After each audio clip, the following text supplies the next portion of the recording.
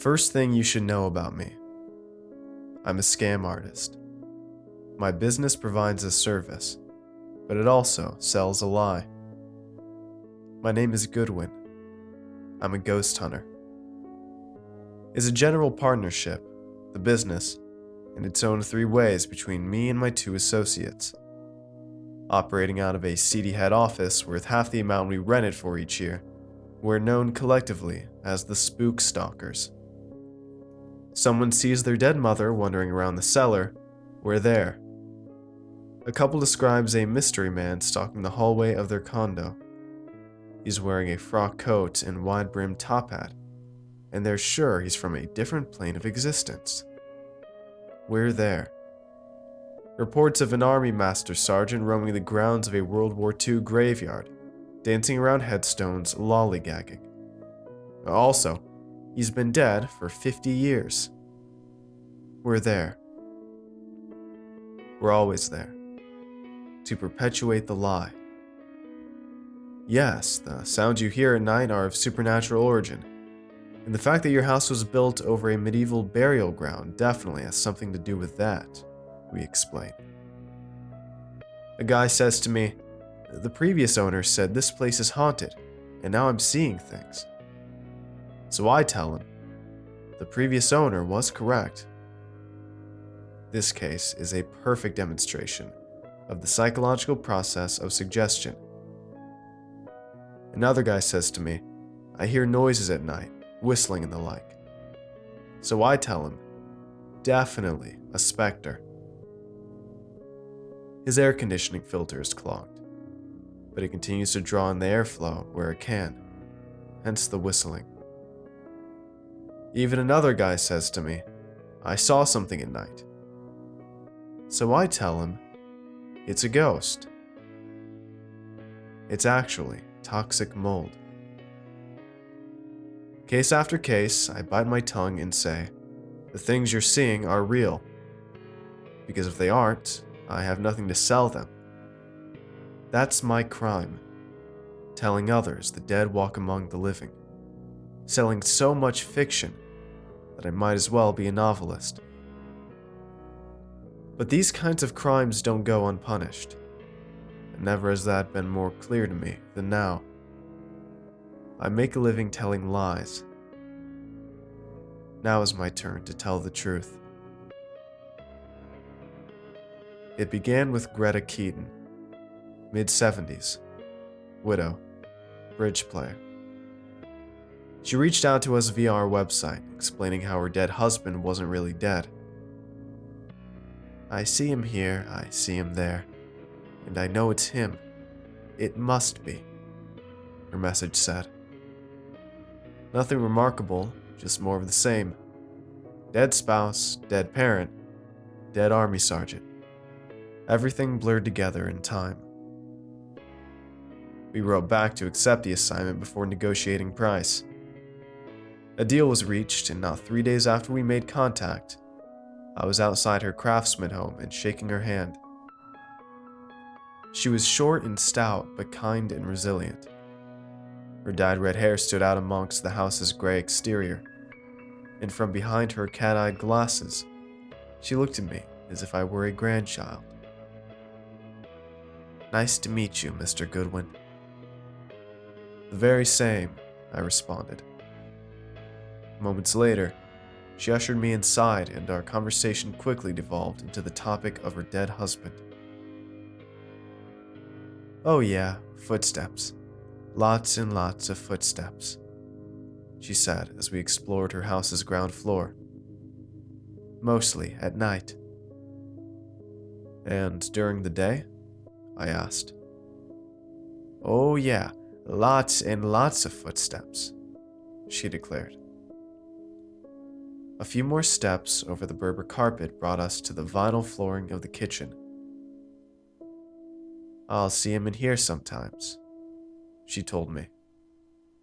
"Or at least I think I do. Mostly it's just a feeling.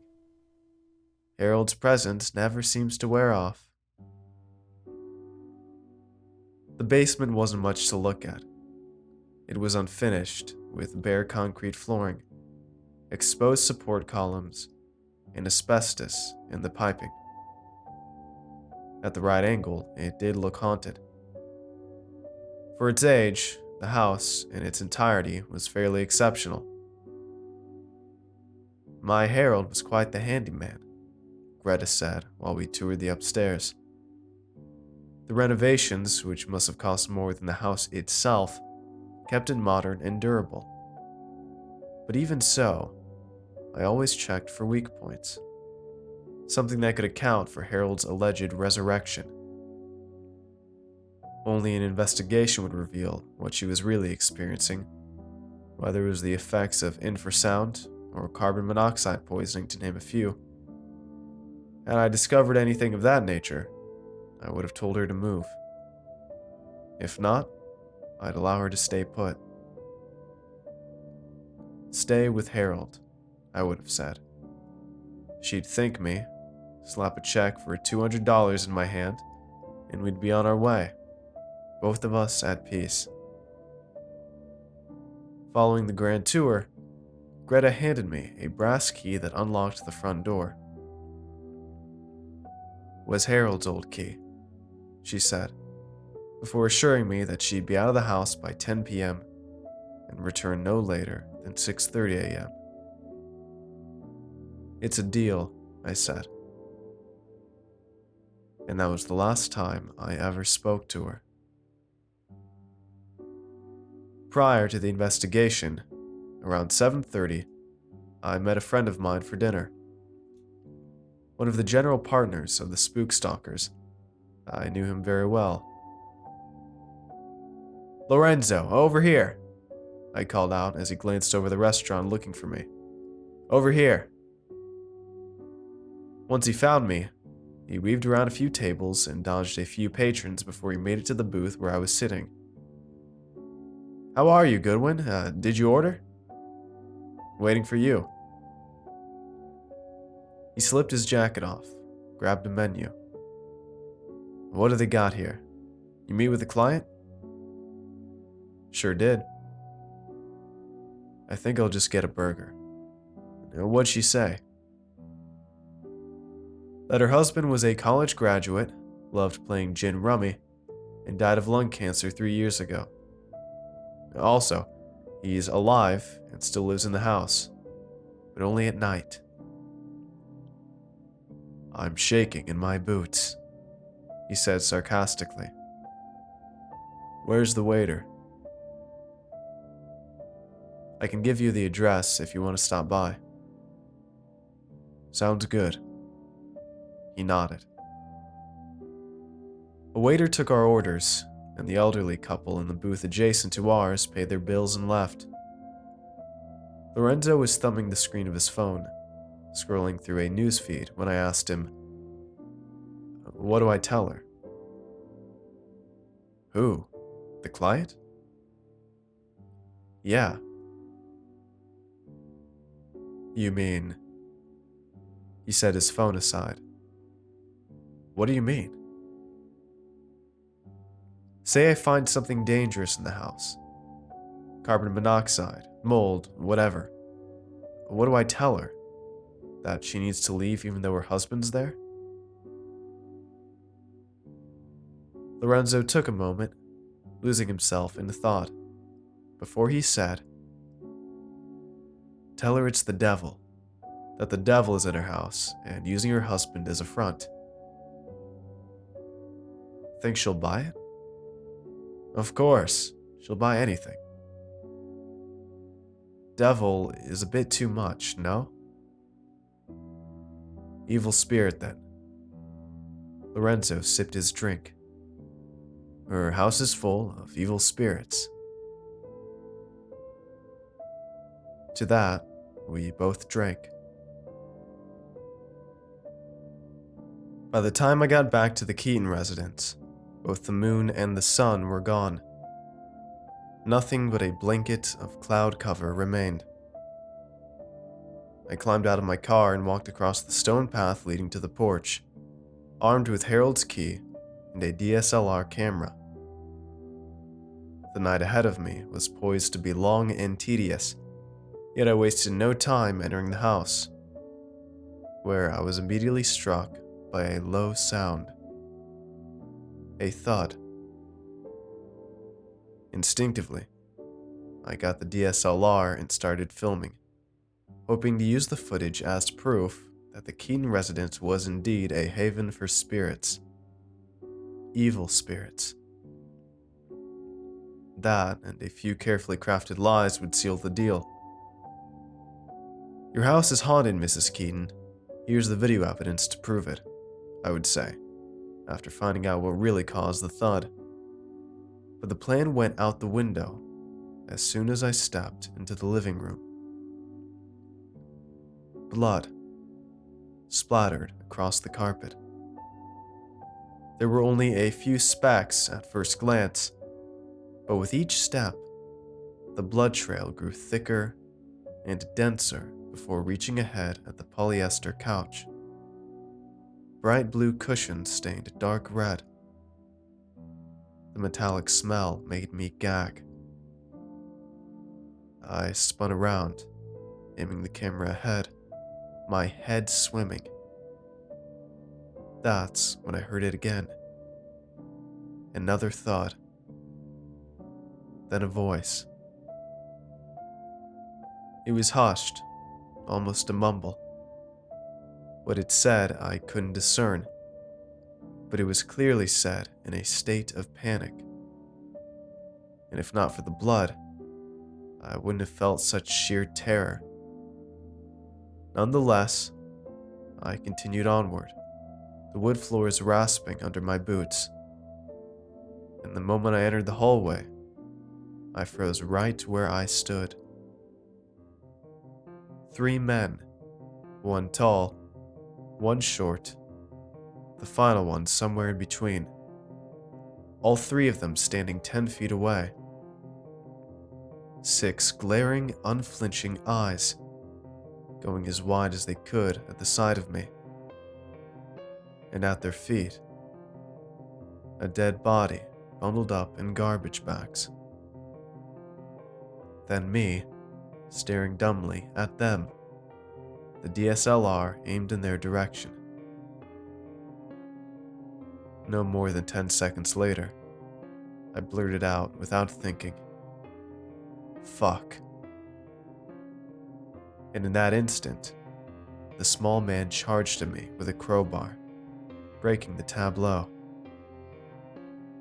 But still, I couldn't move. Couldn't even take a single step backwards. Immobilized by fear, I hardly noticed when the short man slapped the camera out of my hand and swung the crowbar toward my head. Everything went black. They were heaving me down the basement stairs when I awoke. By the grace of God, none of them noticed. The short one had me by the feet, while the tall one carried me by my torso, his arms hooked under mine. They took careful, gradual steps to the bottom, where they set me down beside the garbage-bagged body. Never once did I twitch, draw a breath, or give them any reason to think they didn't kill me. "Come on, I'm not staying here another fucking minute," the short one snarled. "Agreed," the tall one said as they climbed the stairs together. When they fell out of earshot and slammed the basement door shut, I sucked in the stale air and rolled onto my side. I felt the gash in my head, my fingernails scraping up skin and blood. Then I looked over at the dead body next to me. Even though I knew what I'd find underneath, I stretched the polyethylene until it tore to reveal the bloodied face of Greta Keaton, her final expression of terror frozen in place like the rest of her. And before the lump in my throat gave way to tears, I saw him, Harold Keaton, standing by the only window in the room, lit by the moon. The only thing I'd been denying during this whole enterprise now stood before me, as real and as tangible as the house itself. My jaw went slack. My heart skipped a beat.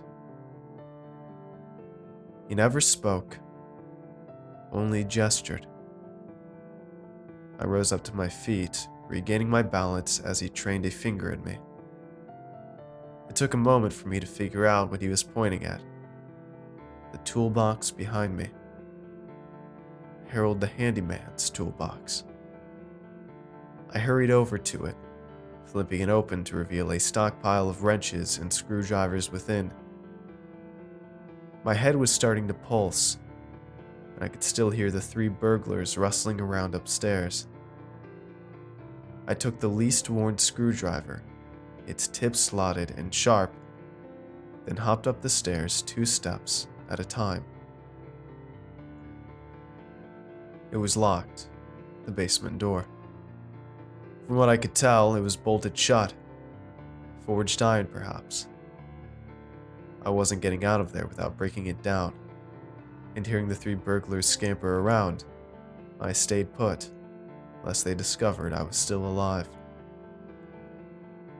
Even with an ear pressed to the door, their voices remained faint and low. Like a well-oiled machine, they hurried from room to room, clearing them of any valuables they found along the way. Find anything in that drawer? You think this'll be worth anything? Did we check all the bedrooms? Never once did I think of intervening. The game was 3-on-1. They'd have my ass before I'd get the chance to have one of theirs. But when there was a knock at the front door, things quickly changed. Shh! Is someone at the door? One of them muttered. They stood in silence for a moment, as did I. Just as we began to think nothing of it, there were 3 more knocks. Then a muffled voice. Goodwin? I recognized it immediately as Lorenzo, there to help me with the investigation as promised. At first, it seemed the burglars would wait him out, hoping he'd go away eventually. But Lorenzo was a good friend, a loyal one at that, and he wasn't one to leave his friend alone and without help. So we entered the house, unaware of what lied therein. He got no more than 1, 2, 3 steps before the floor creaked and the burglars jumped him. In the ensuing grapple, they upended furniture, knocked over lamps, slammed into the walls. Lorenzo wouldn't go down without fighting, so I did what any good friend like him would do. I kicked the basement door down and went to help my friend. The screwdriver gripped tight in my fist. I hurried around the corner, my shoulders hunched, and there they were. Shit, he's alive! The short burglar yelled as his eyes landed on mine. He and the tall one had Lorenzo pinned at the arms, allowing the third a clear shot to his abdomen. The third punched holes into Lorenzo's chest with a butcher's knife, draining him of blood as the short one rushed at me once again. There was no thought, no plan, no nothing. I lunged the screwdriver forward, aiming for nothing in particular, when the short one came within reach of me. The screwdriver impaled him through the neck, its tip sticking out of his nape. I released the tool, unable to pull it out of his throat as he collapsed then and there. Within seconds, he was dead. Calvin! The third one cried out. I didn't have the opportunity to process what I just did, because the tall one was already diving towards me and bringing me to the floor. slamming my head into the hard wood. And when I looked up, I found myself staring down the barrel of a gun. "Don't shoot him! Don't shoot him!" the third burglar ordered the tall one. "Son of a bitch deserves worse." Unsurprisingly, they dragged me back down to the basement, where they took turns kicking me in the head and torso for 10 minutes. When it was finally over, the tall one held me at gunpoint while the third one pulled himself together, massaging his head, wiping his tears away. I lay on the ground, coiled up near Greta's corpse. "Motherfucker, motherfucker," he grumbled. Finally, he turned to me, red-faced and panting. "Do you don't know who you just killed, do you?" All I could feel was pain. Every slight movement was a jab to my nerves, a never-ending torrent of hurt. So I kept quiet, trying not to put too much strain on my body. "You don't know, do you? Piece of shit. Doesn't even know." He dropped to a knee, got in my ear, lowered his voice to a growl, and said, "You killed my brother, my best friend." I couldn't help but answer back, in spite of the pain. "You killed mine." Salted tears rolled down and around my swollen face, stinging my various wounds. And the third burglar shamelessly began laughing. Devoid of any and all sanity, he laughed until he cried, and he laughed until he jumped to his feet and said, "Don't go anywhere." And I didn't. I let him head back upstairs. I let the tall burglar roll the gun on me. My fate sealed, I let it happen. I wondered what my family'd think, what Lorenzo's family would think.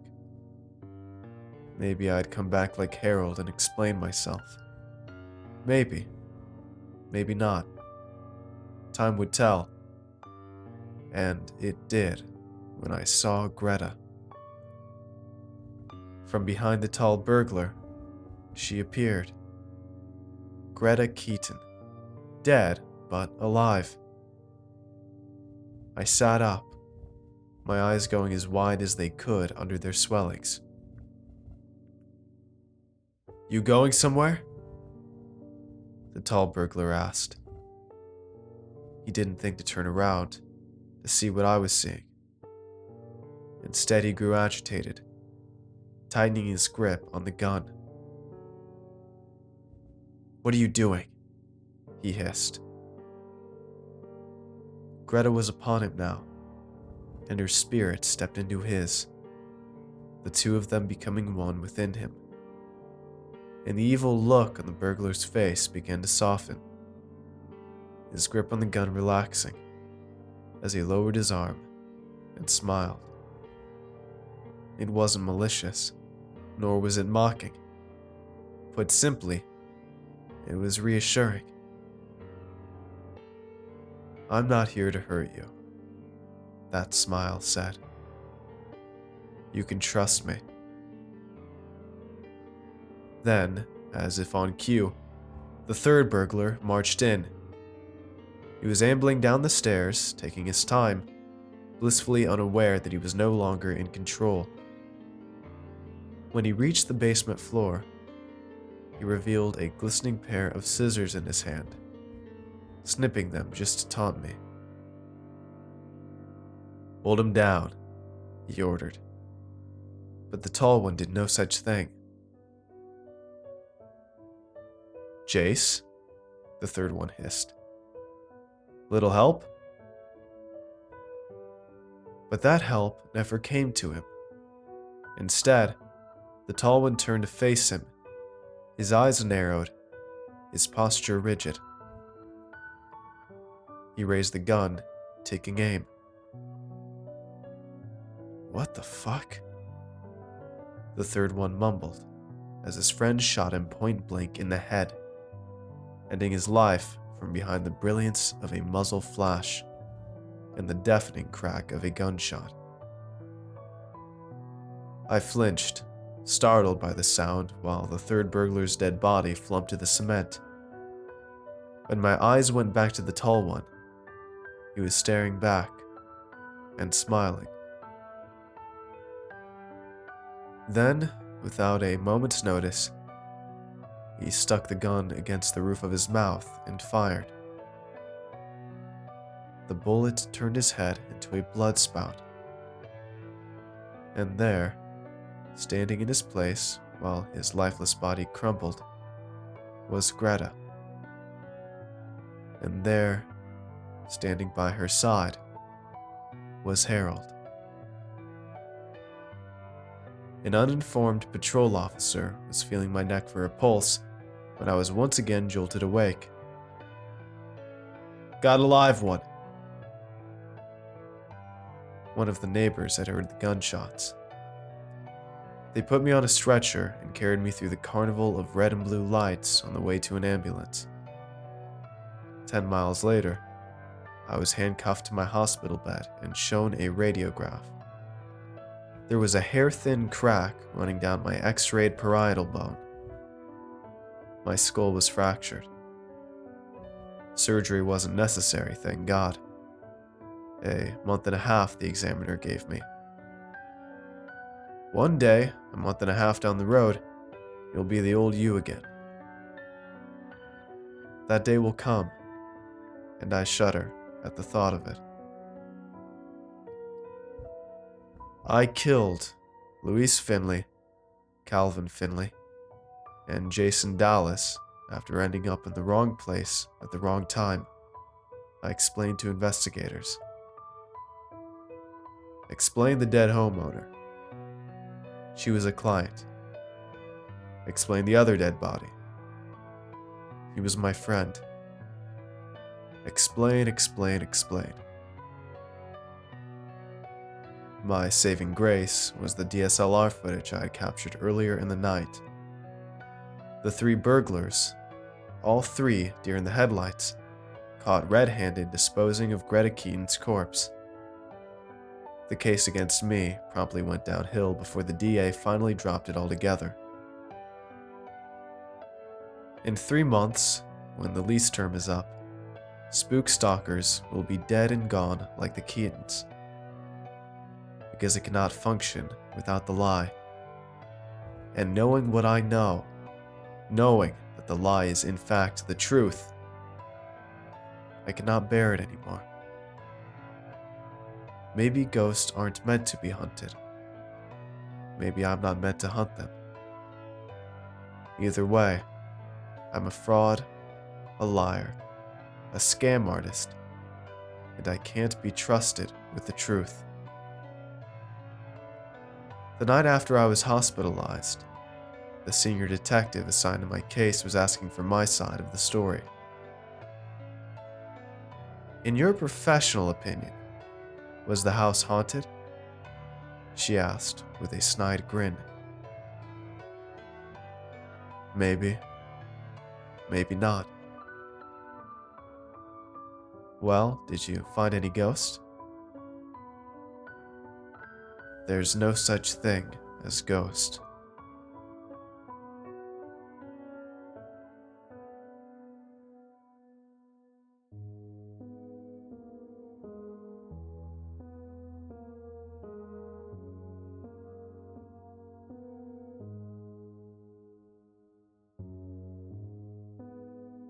Hey everyone, I hope you enjoyed today's video.